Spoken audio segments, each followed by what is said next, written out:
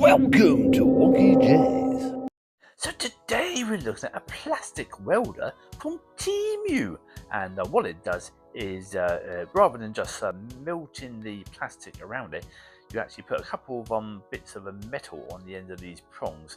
It heats up, and then you press it against the piece of plastic that you want welded, and then hold it for 20 seconds, then move it away. There's the actual prongs.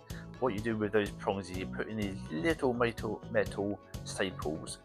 They come with the actual kit. There's loads of different designs, and you just slot those into the ends of the prongs. It's battery operated. It's a USB. It's got internal batteries to just charge it up, and then you press it against the actual item. So what you do is press down the button, you heat it up for 5 seconds, and then you press against the items you want joined. Once you've done that, then you get the clippers, and you clip off the ends of the bits of metal. And that ends up looking like that, and then it's good to go. You leave it for 10 seconds or so.